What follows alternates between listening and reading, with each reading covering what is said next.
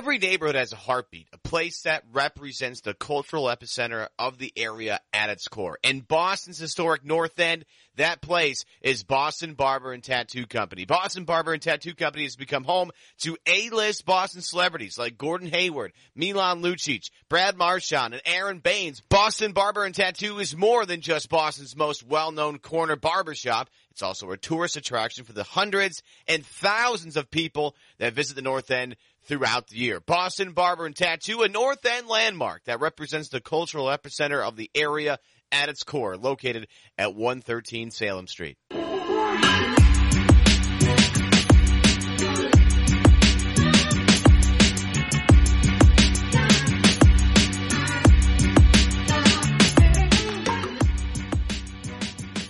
Welcome into another edition of the Good and Plenty Podcast. I'm your host, Jeff Goodman, and today we've got a great show for you.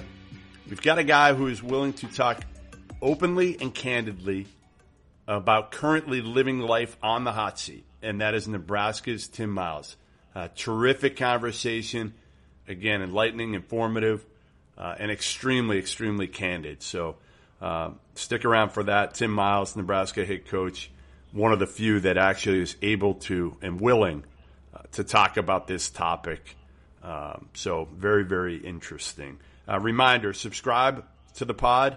We've got it every Tuesday and Thursday for you, Good and Plenty. You can do that wherever you listen to your pods, iTunes, Stitcher. You can find us in CLNS Media. You can find me at Goodman Hoops on Twitter, also at watchstadium.com. Today's show brought to you by betonline.ag.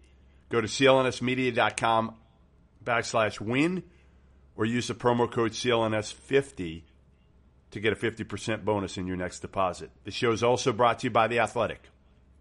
Get 40% off your monthly subscription just by going to theathletic.com/Goodman. Before we get to Tim Miles, I want to talk about a couple things that happened over the weekend. Number one, Kentucky. Finally looking like Kentucky. The Kentucky that I thought they'd look like this year. They blasted Tennessee. Number one, Tennessee. Took care of them at Rupp, ran away from them in the second half, but really dominated from start to finish for the most part. And out-toughed a team that we consider extremely tough, and that is Grant Williams, Admiral Schofield, and the Tennessee Vols. And they did it with P.J. Washington being the guy, and that's huge. That's been critical for this Kentucky team, was who was going to be the guy on this team. Did they have one? Because Keldon Johnson, that's not really him. He's defensive-minded. He's tough. He can score when necessary. He's a streaky three-point shooter. But Keldon Johnson's not the guy that can be your go-to guy. Tyler Hero, he can be at times. But, again, you'd rather him be your number two guy. Your best shooter, he can do more than just shoot. But you needed a guy, and P.J. Washington's been that guy. And Ashton Hagans, I know he hasn't played great over the last couple of weeks. But, man, he just controls the tempo. He defends. He's a pure point. He's great with this group because you've got enough around him that can score the ball. You got Washington. You got Reed Travis down low. You got Hero. You got Keldon Johnson. And then coming off the bench, E.J. Montgomery, Nick Richards, Baker. Again, this Kentucky team looks like a national title contender now. And they don't have to see Duke in the NCAA tournament. Oh, by the way, it's not like we're just all of a sudden advancing Duke to the national title game or the Final Four. They could lose. If they don't shoot the ball well, they could lose. And they don't always shoot the ball well. In fact, more often than not, they don't make shots from the perimeter. I'm going to see them Wednesday night, the biggest game of the year for the Duke Blue Devils. Cameron, Carolina, Duke. It's the best rivalry in college hoops. I've kind of said it might be Kentucky, Louisville. But I think the game at Cameron, Carolina-Duke, is the best game in the country every year for the most part. And I was at Kentucky-Louisville earlier this year. Now, the two, Louisville's not what they have been, and there's not quite as much hatred because Rick Pitino's not in the sidelines. It was always good when you had Pitino, Calipari, because they hated each other. You know, Calipari and Chris Mack don't hate each other. There's no history there or anything like that. I just think Cameron Indoor Stadium is arguably the best place to watch a game, the best atmosphere in the country, along with Fog Allen. And then you bring in Carolina. They play twice a year. They hate each other. You know, you hear the stories from Tyler Hansborough, how he almost gets into fights back in the day when he was at Carolina with Duke fans that come into Chapel Hill, go out at night or something like that. I mean, there's just great stories there. So Kentucky put themselves back in the map as a potential national title team. The other big news of the weekend, Nick Ward breaking his hand, Michigan State's big man. He's an enigma, absolutely. But now you're without Josh Langford for the rest of the season if you're Tom Izzo, and you're probably without Nick Ward until at least Big Ten tournament play. And who knows? He may not come back for the Big Ten tournament. It may take him till the NCAA tournament. And Nick Ward at 100% is an enigma. What is he if he comes back at less than 100%? So I think there's way too much on Cassius Winston at this point, and I would be surprised. I think it's a successful year if Michigan State gets past the first weekend of the NCAA tournament.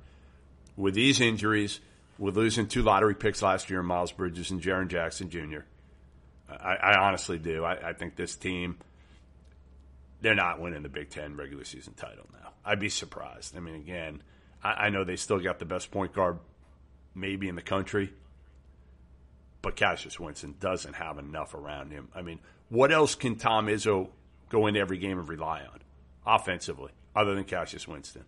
Matt McQuaid's been great defensively, but he hasn't given them what they've needed in terms of consistent scoring threat. So they're in a little bit of trouble. Number 3, watching the slam dunk contest over the weekend, and I'm thinking to myself, like, Hamid Diallo won it. You know, John Collins was in it. Dennis Smith Jr. was in it. You know, Diallo and Dennis. Diallo doesn't really play in the NBA. Dennis Smith is just a player. John Collins is a really good young player, but none of them big names. Think about next year, Zion Williamson in this thing. John Morant in this thing. But like Zion in Chicago, it is going to be a show. He better do it. And anybody thinks that he's not going to win this thing is out of their minds. Go ahead. Tweet at me, at Goodman Hoops. I'll take your wagers if you don't think Zion's going to win this. And we need to get like Zach LaVine back in it, Aaron Gordon in it, whoever else you think can win this thing. We'll put Hamid Diallo back in there too. But this is Zion Williamson's show. And All-Star Weekend with that next year in Chicago. And what if Zion's in a Bulls uniform? That thing would be absolutely fantastic. Thanks again for joining us. Now we get to our conversation with Nebraska head coach Tim Miles on what it's like to live on the hot seat. Now pleased to welcome in a guy that I've known a long, long time and I thought would be interesting, and we talked about this earlier in the year about having him on the podcast, Nebraska coach Tim Miles, to talk about a little bit of everything, including life on the hot seat. Because, frankly, Tim, I think you're the perfect guy because there's no BS with you, and you just say it the way it is, and you've been open about it, and I felt like this would be interesting for people that listen to this podcast to hear. So I appreciate you coming on and being open about talking about it. And we're doing this podcast Sunday night, and I'm supposed to go tomorrow morning, Monday morning, to Florida to surprise my parents for their anniversary. But there's a snowstorm coming. So I just swapped my flight out, and I'm going to try to catch an 8:50 flight. We're taping this at 6 o'clock, an 8:50 flight out of Logan to get there tonight so I can see him in the morning. So I appreciate you working with me, and hope all is a little bit better here after this 2-game winning streak, Tim. Well, first of all, congratulations to your parents. Awesome. I'm glad you're making the play to get there. Second of all, Lou Brown in Major League, the manager, a winning streak's not till 3. You win 1, you win 2. Now 3's a winning streak. So let's get there. So you got to get one more. You got 2. We don't count that as a winning streak. What is that? So how do you characterize it? What is it?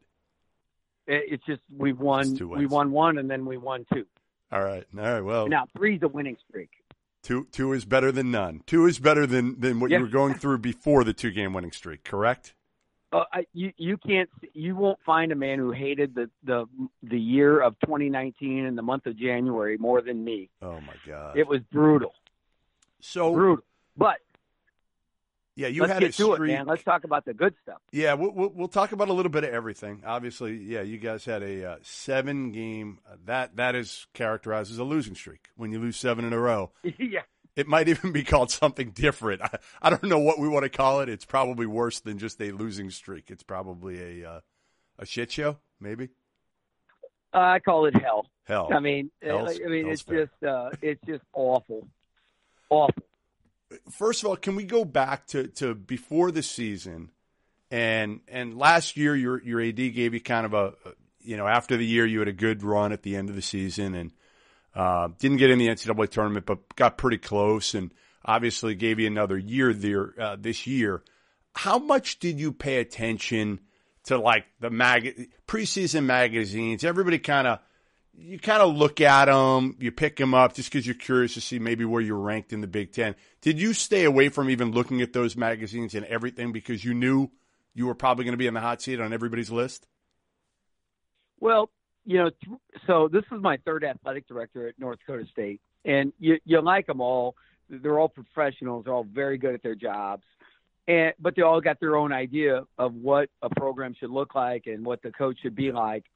And Bill Moose has been good, but certainly last year, when you have a season, you're fourth in the Big Ten, and they only give you a 1-year extension. It's kind of almost like you feel like you're put on notice, like, oh, okay, Yep. We're not going to move your contract to a full 5 years. We're just going to give you a 1 year. And so actually, I currently have the shortest contract in the Big Ten. And, the recruiting challenges that go with that. Yep. And Bill knew too. But obviously it was, hey, back it up. And the reason for that, I understand, was because we went to the NCAA in 2014, but in 2015, we returned a lot of guys, had a bad season, and did not follow it up well. And so, I get it. That was his rationale, was I want to see you follow it up. Probably deeper than Bill Moose. There's other, administrative levels that certainly have an impact on that too. So, you kind of know where you are on those things. I don't love the hot seat stuff because I understand why media people have to do it and why, people call for your job and stuff like that. But at the same time, what I try and do is just, stay in my lane, which is coach our guys, promote the heck of our program, connect with the fans, connect with what we're trying to do, and have as great a season as we can. And in the Big Ten, it's a punishing league. It's a great league. And, every league is difficult. But, when Tom Izzo called me a few weeks ago, he said, Timmy, I'm not so sure. This league might be better top to bottom than I've ever seen it. It's also bigger than we've ever seen it in the last few years. It's 14 teams now. The depth is brutal this year. The depth is what kills it this year. Like, it's not as tough at the top, Tim. Like, you don't have that team. True. That and Michigan and Michigan State are both really, really good, but I don't think they're like the elite of the elite. I think they're in that maybe next tier. Yeah, I agree 100%. That's the best way to say it. So in the beginning of the year, what do I look at and how do I handle that? It just kind of is what it is. And they're every year that you're at a high major job, especially in the climate there is today, it's different because, 2 years ago, I think my ops guy showed me that maybe it was even last year that going into the Big Ten tournament, there were publications that had 10 of the 14 Big Ten coaches should have been fired. Like there was, so maybe SB Nation or maybe ESPN or maybe the local newspaper or whatever, you know what I mean? Yeah. So there was somewhere where there was a full-fledged dedicated article, or a column or a cast, podcast, whatever, that 10 of the 14 should be fired. Well, come on. Like, are you kidding me here? So I get that. And I think social media has fed into that a little bit. Bob Huggins is great. In 2005 or 6, I don't remember exactly, Bob Huggins brought Kansas State to North Dakota State. Jeff, think of this. How about this game? Okay. So I was the head coach at NDSU. Saul Phillips was my assistant. David Richmond was my assistant. Wow. 2 Division I head coaches at Ohio and North Dakota State. The Kansas State staff. Huggins, who's at West Virginia. Frank Martin, who's at South Carolina. Brad Underwood, who's at Illinois. That's right? ridiculous. 6 Division I head coaches sitting on the 2, right? 83-81 game, ends on a last-second shot. And just a phenomenal game. And those guys, this was probably, remember Huggins had a DUI or whatever, yep. and the NDSU kids were just brutal. They were tough on him. And after the game, the reporter said, Coach, how do you handle when the fans are like that? He goes, it's interesting. And America might be the only place in the world where you can pay $2 to get into a game, say anything you want. That would be probably a crime if you did it somewhere else. yeah. And go home and say it was a great game. That's right. And he goes, that's the greatest part about sports, right? And now Twitter is like that. Oh, it's the worst, Tim. It's the same way. It's the worst and the best, right? I mean, there's some great things about it, but it's brutal. I agree with, I forget who it said, should be a good Twitter and a bad Twitter. If you want to complain, go to the bad Twitter. If you want to do fun stuff, go on the good Twitter. That'd be good. So there's some accepted, price of doing business type of things. And the noise, of course, is one of them. I did something years ago that I totally regret. It was like 4 years ago, and I did like a hot seat meter for every coach in every league and like ranked them 0 to 10. And I got some brushback from a coach or two about it. And I said, all right, never again will I do it at the low and mid-major level. Like, those guys don't make enough money to be crucified. Well, you were there. I mean, you were there. You came up through Southwest Minnesota State. Can I interject on something? First of all, we never most coaches never started because of the money. Right.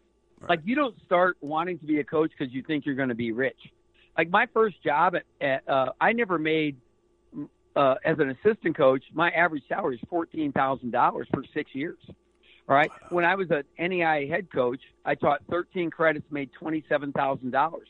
Left after 2 seasons with $9,000 on 2 Visa cards, running at a 19% interest rate. I didn't get into it for the money. Yeah, no. Nobody did. No. Yeah, they pay us money, but the money is like. One of the things I hated, we pay him this much, and I agree. Like, they treat us so well. You're more open to it, is all I'm saying. It's a little bit easier to be able to put you on a hot seat list if you're making $2.25 million as opposed to $200,000. I agree. I get it. Yeah, if they fire me, they're still going to pay me. I'm still a millionaire. Right. So I got that going for me. Yeah, no doubt. How have you coached differently this year? Is there anything because of the pressure? How do you deal with that pressure? Jeff, this is the 3rd year in a row that this has been going on. Yeah. So, no. I think 2 years ago, I felt like I compromised my standards. We had a kid quit the team, and then I let him come back on the team. And then he ended up transferring anyway. Yeah. And I felt like that really hurt us, and it hurt me, and it hurt the program. And I felt like I compromised my standards because the news had written about, like, well, Miles has this many transfers, and I didn't want to lose another kid to transfer. And so, it was just I felt like I compromised it. First of all, if anybody ever quits on you, right, what do you say? Like, okay, if you quit on me, you're done. You're done. Yeah. And but I allowed it back, and I don't think it was good for us. And I think I made a mistake. And so at the end of the day, the one thing you can't do is compromise your principles. I've read the book twice, Finding a Way to Win by Bill Parcells. And he talks about knowing he's on the hook with the New York Giants, which you can imagine the media market there, as you well know. Yeah. But the Husker media market with no pro sports culture can be tough. And now with social media, it feels like everything's public. And so he talked to Chuck Knoll, and he says, well, let's just assume they fire you anyway. You better go down your way. And that's the way I do it. I felt like I've not compromised. I am who I am. I'm honest about it. I tell our recruits, listen, we're going to do this right. If you believe in me, come here. And we've got 2 great recruiting classes lined up. But unfortunately, we hit this. We had we were 11-2, 13-4, and then we had the big slide, and we had a massive injury in between. And that's the one thing we could not afford was the injury. And now I feel like we've kind of had to reinvent ourselves as a low possession team and a better defensive team. And we finally had a couple games here we were able to win, and now we got to go on the road. And these last 5 games are all quad 1 games. So we got to make something happen because there still is actually a path for Nebraska to make the NCAA tournament. Quick break to tell you today's show is brought to you by betonline.ag. Lots of good NBA games coming up this week to throw some money on. Go to betonline.ag today to get in the action. BetOnline.ag is CLNS Media's preferred online sportsbook. Go to clnsmedia.com/win to get a 50% bonus when you sign up, or use the promo code CLNS50. Don't be left on the sideline with all this excitement going on the court. Plus, you can play in BetOnline's virtual casino and make some money there too. Second half of the NBA season starts Thursday, headlined by Boston at Milwaukee. Giannis, Kyrie. Want some free money? Take a look at Boston and Chicago Saturday. Or maybe you want to ride Orlando a bit. The Magic have been playing well recently. They take on a Bulls team that's destined for the top 5 of the lottery. Make some money on the Magic, which feels like a kind of a weird thing to say, considering the recent history of that team. Whatever you do, make sure you use betonline.ag and use the promo code CLNS50 for a 50% bonus on your first deposit. Or just go to clnsmedia.com/win. I was going to ask you that. Do you feel like it's make the tournament and you're gone? Is that kind of how you go about it now? Or what do you think you need to do? Well, first of all, I want to make the NCAA tournament because I want to see these kids in the NCAA tournament. I want the players to make the NCAA tournament. It's such a cool experience. I want to be part of that. Yep. And especially after last season when we were 4th in the league, but just the way the schedule fell and some of the league teams didn't, probably own up to how good they were. We didn't get it. And I understand that. I don't like it. I thought, we're the only Big Ten team ever to win 13 games, not make the NCAA tournament. We're the only team that won 12 Big Ten games and not make and there's only one team that's won 11 and not made the NCAA tournament. So imagine that, right? So here, now we play 20 games, so it's different. But at the same time, I want the kids to make it. For me, Bill Moose has sat down and met with me and my staff. He says, listen, retention is certainly an option. I got to make decisions after the year. I want you to do well. I want to see the team win games, and he didn't put any edict or anything on it, and it's good. But I do want to make the NCAA tournament for the guys, not for the livelihood of my job. Now, am I worried about the livelihood of my job? Yeah, it affects me and my family. Yeah. I think it affects our guys. Well, I was going to ask you that about your family. Okay, and how old are your kids now? My daughter's a freshman at Nebraska. My son's an 8th grader. All right. So what is that Imagine like? that. Yeah. What's that like for your daughter? She's a freshman at Nebraska. She probably hears it and has heard it all year a little bit, especially during that 7-game losing streak. What's it like for your kids, for your wife? It's really hard on your family. I mean, very emotionally difficult. Yeah. Because no matter whether you define yourself or not, you're identified as the coach's kids and the coach's wife. You might not identify yourself that way, but anybody that sees you in a community identifies you that way. So they judge you. And when you're not winning, like we did in January, they judge you way more harshly. So it's hard, and especially it's hard when they don't have control, So what you're saying about my dad or my husband, and then they can't do anything about it. Can't say anything back, right? And you can't. And so I've just talked openly with my children that, hey, listen, everything's okay. Like, we're okay. And I'm just concerned about them. What are you hearing at school? How are you? I want I want my daughter to sit in the student section, but she won't. She sits with her mom and everybody over there with her boyfriend. And I get that. Okay. And my son says his school was good and his friends are really good.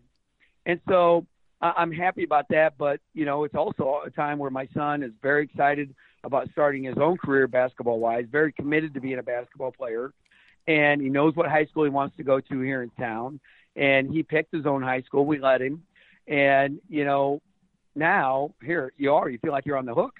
And what I mean by on the hook, if people don't know, is if you fish, right, you're fishing. Yep. And pretty soon you get the fish on the hook.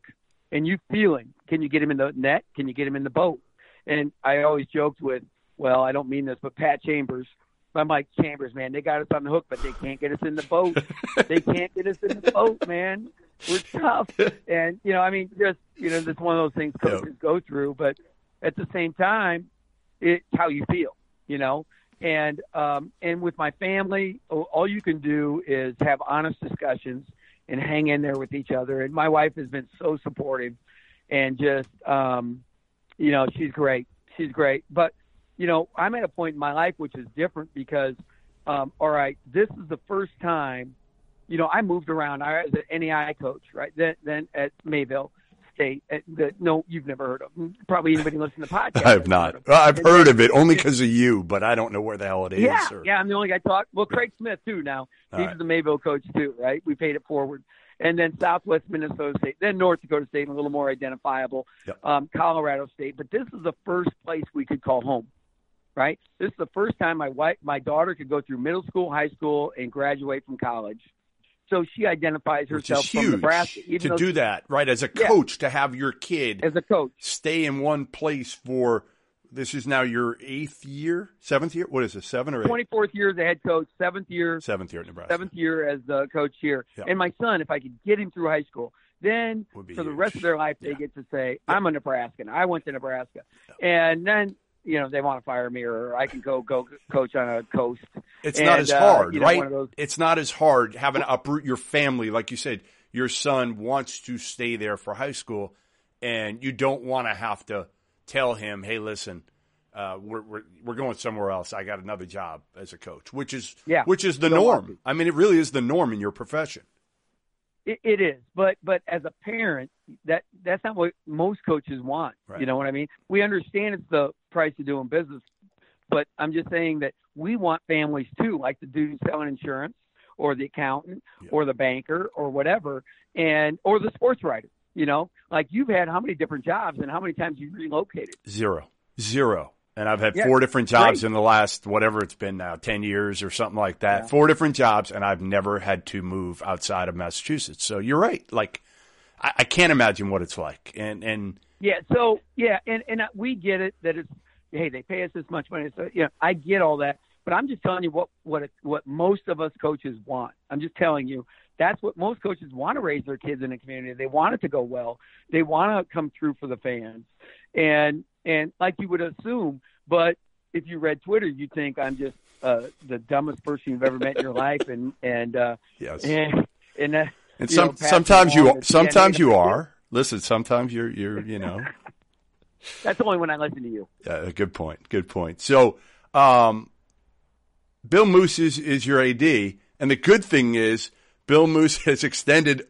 When he was at Washington State, he kept extending Ernie Kent even after he won like 4 games a year. So you don't need to comment on that. But legitimately, he did win only a few games. I think he got extended maybe after a 1-17 Pac-12 season. So hopefully you'll be in good shape there. But Nebraska's a tough job. I mean, I don't think people understand how difficult the job it is. Now, it's great in a sense that your facilities are great, that it's the only game in town, that people support it. But there's a reason why there's just been one NCAA tournament appearance in the last 2 decades, and that was you in 2014. So, I think that's the hard part. I always look at it as, all right, if you're going to fire Tim Miles, who are you going to get? Who are you going to get that's going to be better? And I think you have kind of connected what you do well with the community. We know that. Have you been close a few times? And, this year might be one of those where you don't get in. But I think ultimately it's got to be like, who are you going to hire that's going to be better than you? And you hear these names thrown around. Do you pay attention to that at all? Like, people mentioning like Fred Hoiberg's available, and, people want Fred Hoiberg to be the next coach, whether it's UCLA or Nebraska, or talking about the jobs that either are open or like yours aren't open. Well, Fred Hoiberg's grandfather was the coach here, Jerry Bush. That's right. Yeah. So I'm sure you've heard this. Aunt and mom and dad and all that. It's awesome. They're great. Yeah. His niece works for us in the basketball office. Wow. So, I don't. If Fred wants to have my job, he'd probably have my job. I don't pay any attention to that, and I don't begrudge it. I'm just doing as good a job as I can. So, I remember, you hear all kinds of Dana Altman and this, that, and what does it matter? Here's what I think is that after, one coach told me, a veteran coach told me that's moved around a whole bunch. He said, "Coach, it's 5 and die." And I said, what does that mean? Yeah. And he goes, "Yeah, after 5 years, they start killing you for one reason or another. It starts out that you can't win, and then when you start winning, they're okay. And then if you don't win enough, it's the way you're winning when you do win, and so you lose a little bit of your equity as you go through these jobs, especially in the spaces we live today, and that's okay. I'm a fan too. Like if you talk to me about NFL football." The Vikings job, I'm not happy. Yeah. I'm right. You can relate to it. Right. Yeah, but I'm still showing up. Yeah. I'm still a Vikes guy, St. Louis Cardinal baseball. I'm in. I was mad, about a lot of stuff.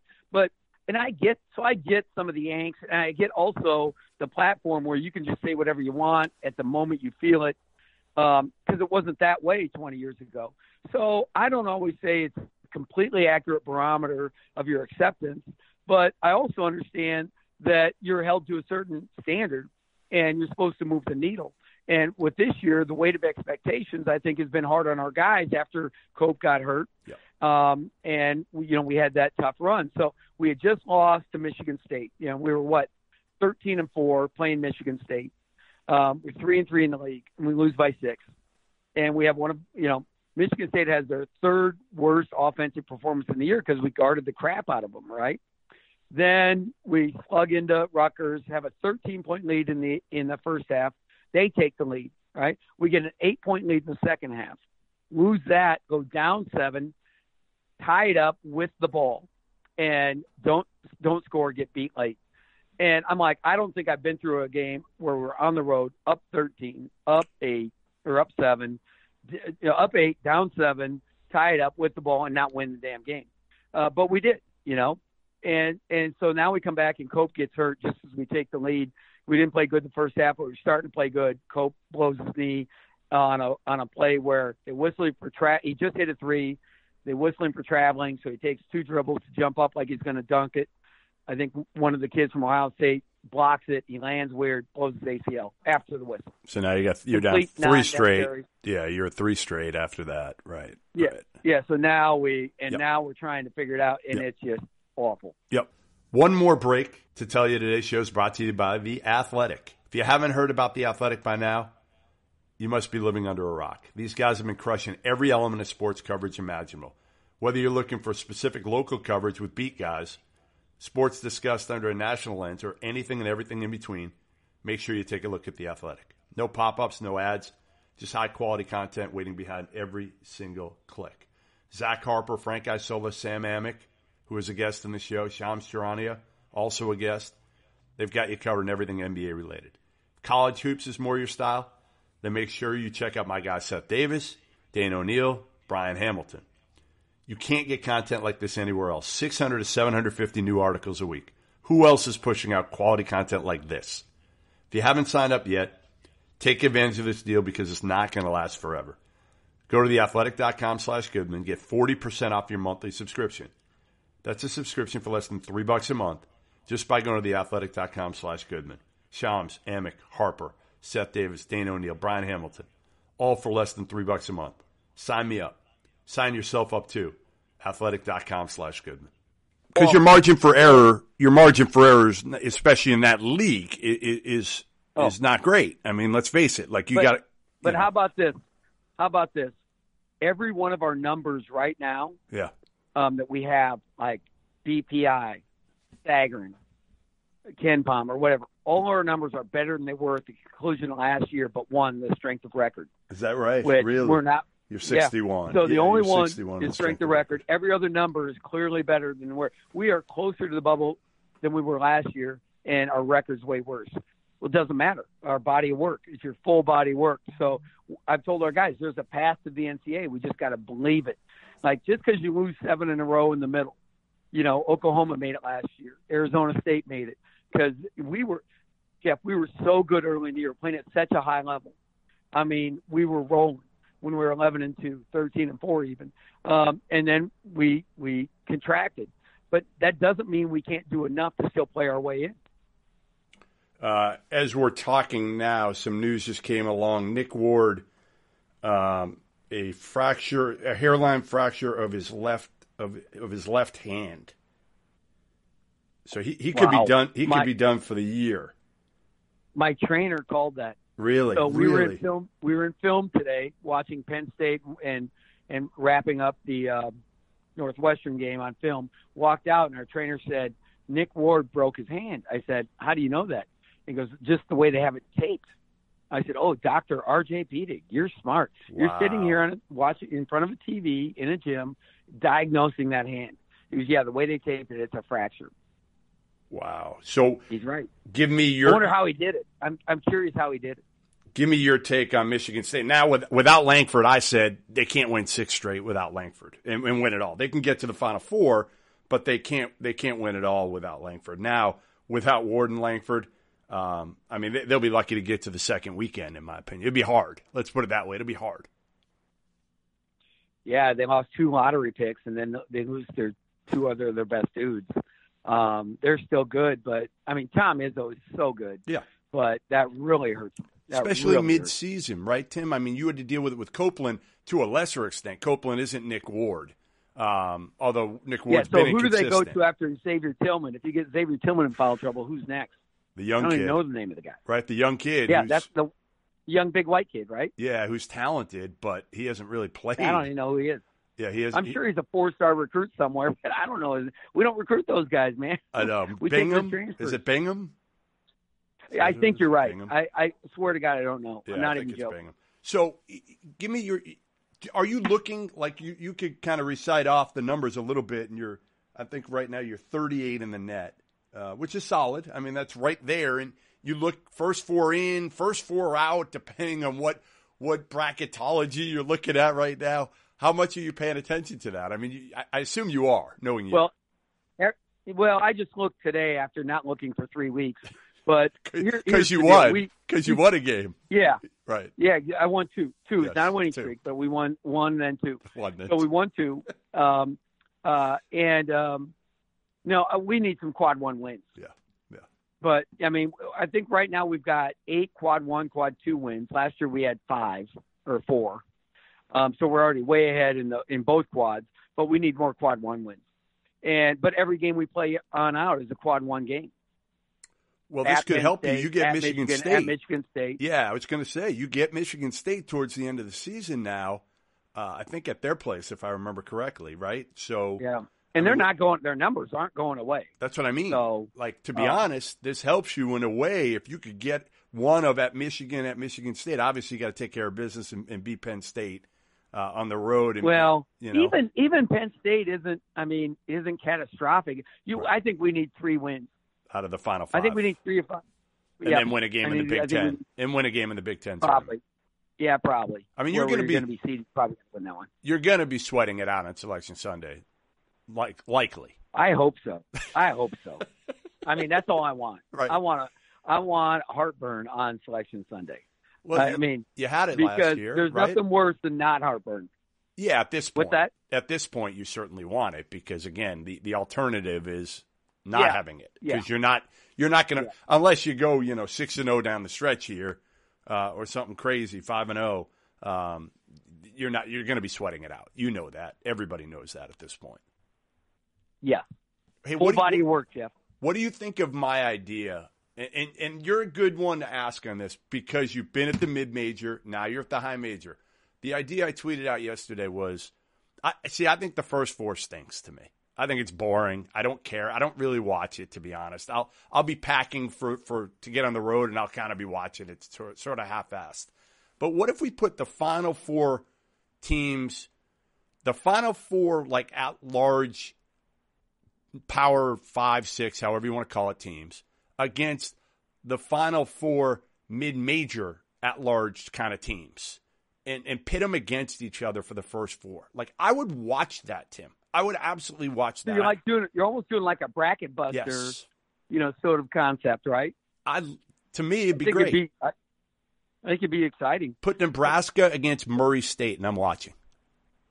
Just take the bubble and put them against each other, right? Is that what you're saying? Yeah, basically, like kind of like the bubble, but again, I don't. I've been trying to figure. Well, if it's the mid-major teams, they're going to be on the bubble.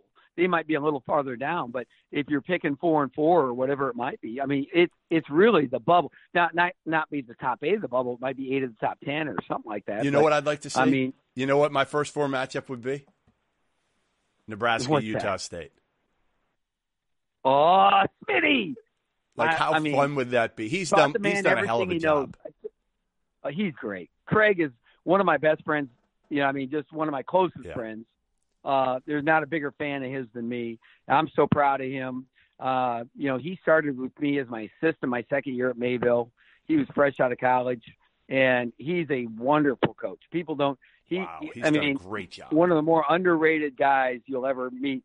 And he will be a high level coach, but I'd play that sucker every day of the week in the first 4 or whatever you want to go. Wherever we send you, whoever you play, it doesn't matter. Doesn't matter. I'm in.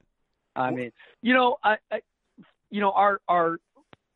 hard part about Division I basketball, if you think of it, and I know other college sports are different, but if you think of the major, most popular sports like Division I football and Major League thing, all the Major League franchises are in the 30s, like 33 and lower, right? There's a reason every major sport only has X amount of franchises, right? It's not like hockey has 60 or 15 and baseball has 22. Everybody's got like between 30 and 35, don't they? I think. Yeah. Right. And football's got 125, but men's basketball has 350. We're the largest, for popularity. I mean, we're one of the most popular sports. It's so unique because we're so big in our membership. Nobody even close to that. We're 10 times bigger than professional sports, and we triple football. And only the Olympics are bigger. Do you hear what I'm saying? Yeah. Are you picking up what I'm throwing down? Are you trying to go to 128 teams? Is that what you're pushing for here? I'm not saying expand the tournament, but I'm not sure that I don't know. I think we're so big. I just think we're big. But I don't think football is good for what they do, where every team legitimately, it seems like, goes to some bowl. Like, they're irrelevant, most of them. Like, the NCAA tournament is elite. It's the elite of the elite. And to me, no doubt, I don't want it going that. Like, I really think 64 was the right number. I do. I understand the first 4 sells out in Dayton. Dayton fans are awesome. Some people really get in the first 4. I haven't. I really haven't legitimately. Like, there's a couple matchups that are intriguing sometimes that, again, I'll watch just because it's a tournament. But, listen, it's not on the bracket. It's not on the bracket, real bracket. Can I tell you something? Yeah. So we just lose to Illinois, right? And for the second road trip in a row, Rutgers is the other one. We get fogged in, right? Okay. So Rutgers, we get fogged in, or there's weather or drones or whatever's going on. So we have to drive to Philadelphia, fly out of Philadelphia. We get home like 4 a.m. It's just miserable, right? And then we lose to Ohio State. Cope gets hurt. Then we go to Illinois, get on the plane, too foggy. We have to go back to our hotel, spend the night, fly out the next morning. So I have our radio guys up. We're chatting it up. Late night, cold one. And and I you said, drink cold ones? What our luck is? Coors Light? I have done it before. Coors Light? Coors Light bottle. Yeah. Bottle. Yep, bottle. I figured. And high country beverage. And I said, you know what my luck is? That I'm the coach of Nebraska. And they've only been to 7 NCAAs or 8. And I've led them to one of them at least in 143 years. And I said, my luck is, because we've never won in the NCAA, we're gonna somehow get in, make the first four, and win in the first four, and everybody's going to complain we really didn't win. You're going to get fired. You're going to get fired anyway for not winning a legitimate tournament game.